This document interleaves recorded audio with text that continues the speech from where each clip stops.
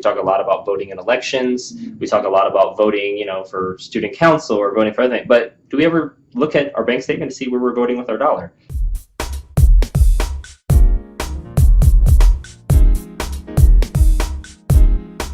Hey, this is Lance McGowan, and I have my friend Tanner Fergard here, and today we are covering part 25 of our Financial Stewardship Academy, exclusively available on YouTube, and today's topic is about the borrower is slave to the lender. Uh-oh, what's that all about? Well, we're going to find out. Yes.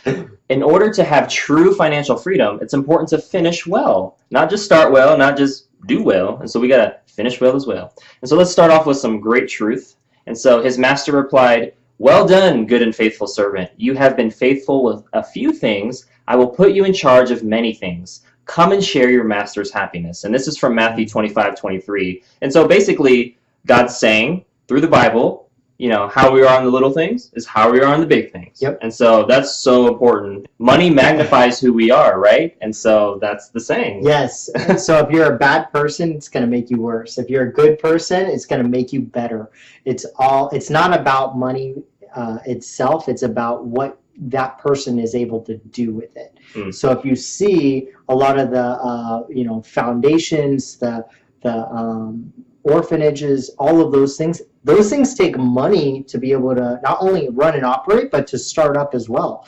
So that's why you'll see some of the wealthiest people in the world, like Warren Buffett, Donald Trump, those types of people are actually having foundations. They're opening them up. They're donating on a regular and consistent basis in addition to everything else that they're already doing. So experience true financial freedom as you allow God to fully and completely use your time, talents, resources to fill His purpose for your life. And so this is going to help you not be a slave to the lender in a lot of things as we're paying off things, the house, the car, the student loans, the credit cards. And so you can literally kind of break free as that kind of picture shows there. This is a question. What would you do every day for the rest of your life if you won $100 million today? And you're like, would you be sitting back on the beach drinking Mai Tais?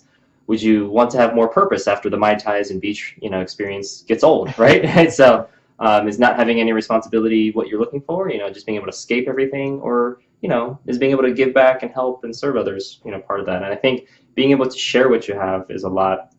And I know for me, I'll answer the question for myself. If I had won $100 million today, I wouldn't be doing anything else different, because I know that all the $100 million would allow me to do is continue with my life's purpose and my goals, which I had stated and said in previous videos, or at least wrote down myself. And so that's what we encourage you to do as well. And so the $100 million is just allowing me to continue that mission, continue that vision, continue the purpose, continue the goals, and reaching them. And so for me, the money would be an enabler of all of that. And so I'd want to make sure I reach my highest good and reach the most people. Absolutely. It also helped make sure that you had an opportunity to reach more people, because you would have more resources, more opportunities, and more ways to be able to make that bigger difference. That's exactly what I look at every single day when I take a look at what I do for families. And that's why I do it. It's not so much, at first, obviously the paychecks are nice. I'm not going to lie. Right.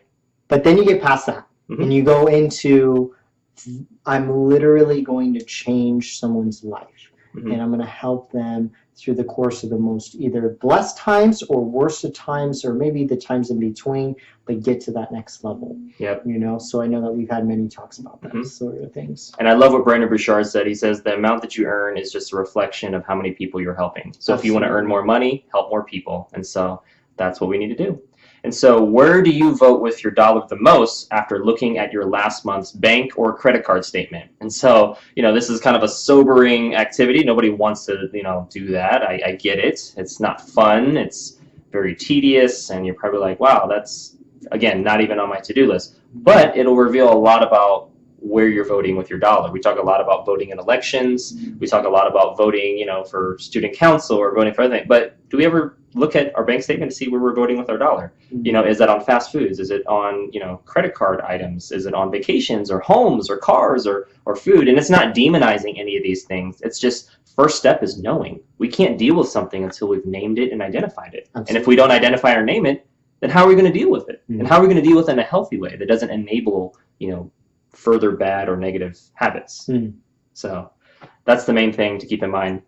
So the next steps are comment with the date completed when you reach each one of these little milestones, and state what your destination celebration is. How are you going to celebrate with regards to accomplishing your goals and moving more towards true financial freedom and finishing well. Well, that's all we have for today. You can save 30% off of our Financial Stewardship Academy webinar by using the discount code FREEDOM in the description below. Make sure you click the like button if you got some value out of today's video, and tap the share button if you know of somebody that can benefit from this financial education. And we'll see you in the next video.